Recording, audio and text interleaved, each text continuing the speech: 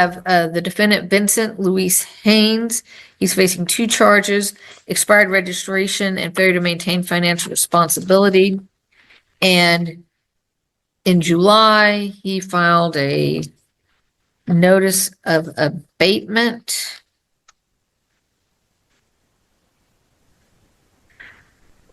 And a motion to dismiss. Mr. Haynes, can you please, there you are, Mr. Haynes, they're unmuted. All right.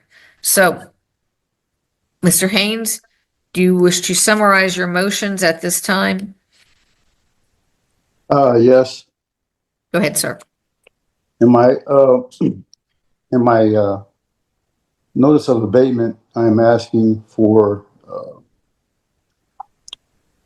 the court to show that it can uphold the Constitution in reference to Article 6. I'm basically stating that I am a natural person. You know, I'm in the court even currently right now with my Lord and Savior, Jesus Christ. Excuse me, sir, but what in the doohickey are you talking about? I'm sorry to burst your bubble, but that line of defense is not going to be beneficial for you. And the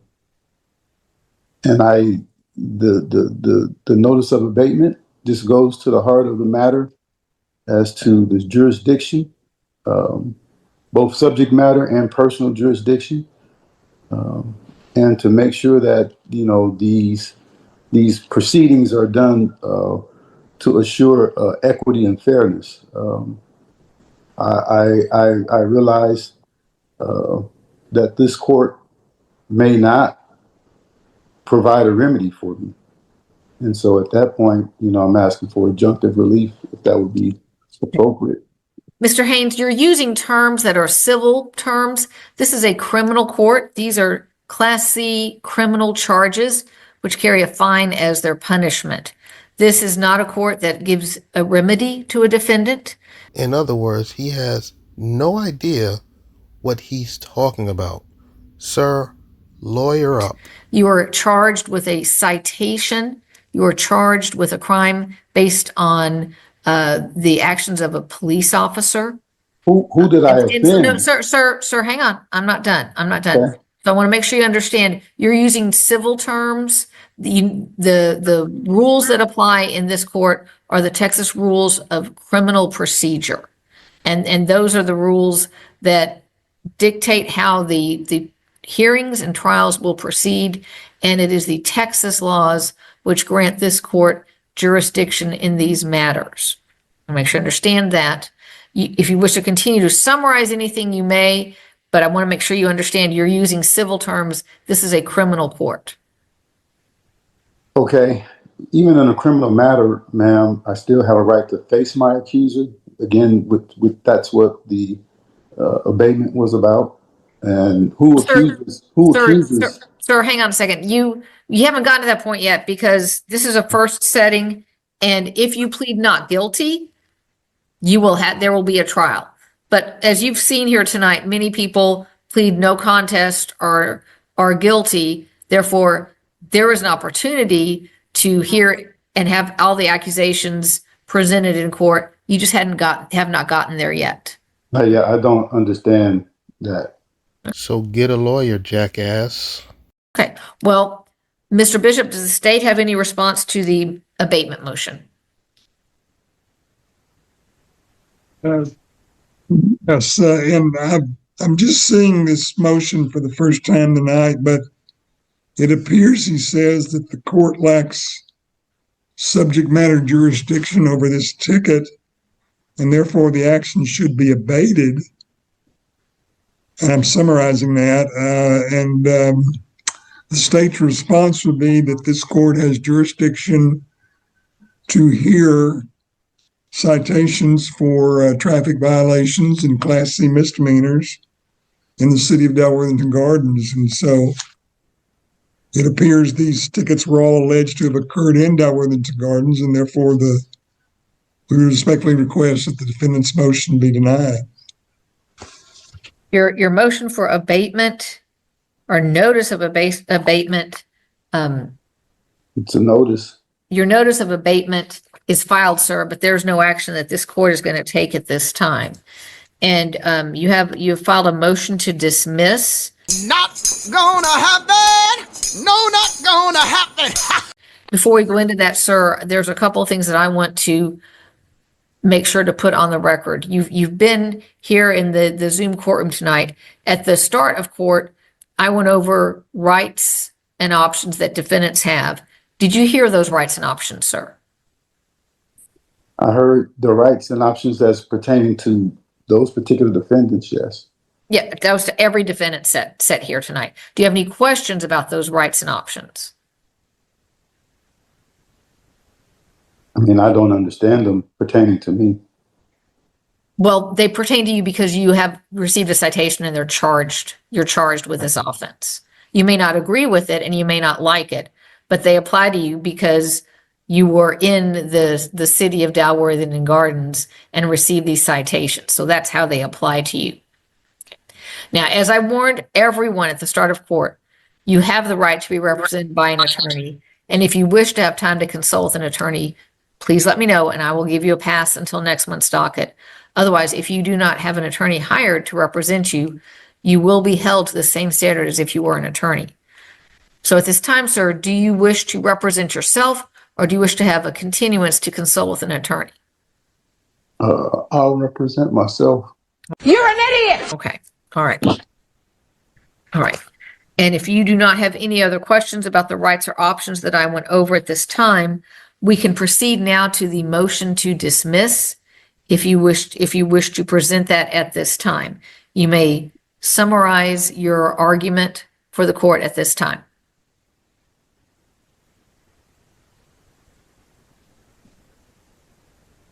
The motion to dismiss comes from the fact that I put a notice of abatement in, and I never got a response from my notice of abatement. Just basically asking the court, for its jurisdiction. You're explaining how your jurisdiction kicks in, but it's not relating to what I'm saying. I don't go by misnomers, and I seek, the honorable court to apply fairness, and equity. This court does not state whether or not this is a court of equity. You're telling me right now that this is a criminal court. You're saying that this is a criminal case, and you're not really presenting a crime that I see that would be tantamount to criminal proceedings. But again, everything is laid out in a motion to dismiss, and I feel that it is warranted because the court does lack subject matter and personal jurisdiction. In this hearing. Response from the state, Mr. Bishop? Motion to dismiss should be overruled, Your Honor, or denied. State has jurisdiction here. This individual was using the roads or highways of the state of Texas. And by doing so, as is driving being a privilege, not a right, was bound by the laws of the state of Texas when driving. The allegation is he has violated those laws, and so this court would certainly have jurisdiction to hear those citations. I believe there are two of them. One is registration. The other one is failure to maintain financial responsibility. Court has reviewed the written motion to dismiss, has heard the summary from the defendant, Mr. Haynes, response from I object, Your Honor. I'm sorry, sir, what did you say? I said I object. To what, sir?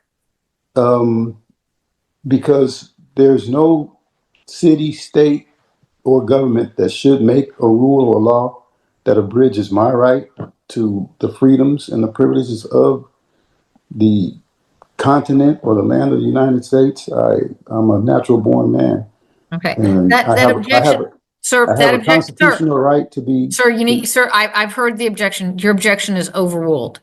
All right. Your motion to dismiss is denied at this time.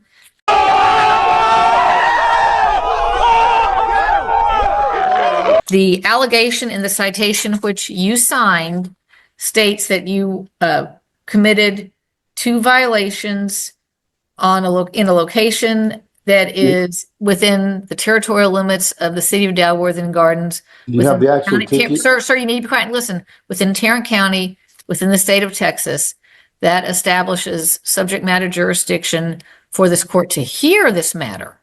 The court has not made any ruling in regards to guilt or innocence at this time.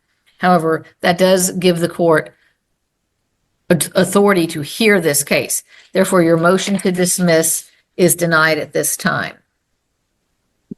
Now, Do you have sir, the actual ticket, ma'am, that I mailed back in? I don't know if you mailed it back in or not, but I have the copy that you received notice at the time and that you signed it. And that is all that is required. I signed it under duress as well. All right, sir, are you ready to proceed to trial tonight on your cases?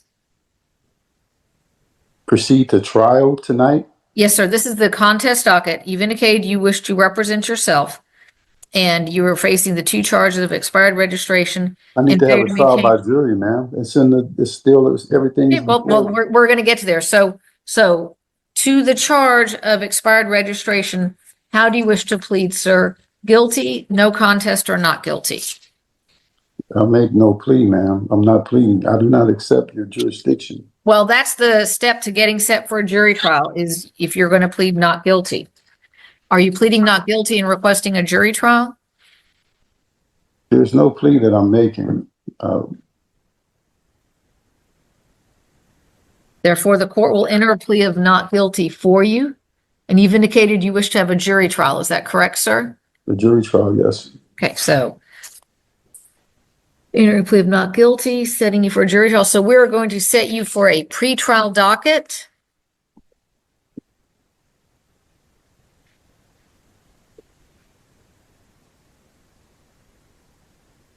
And that will be September 3rd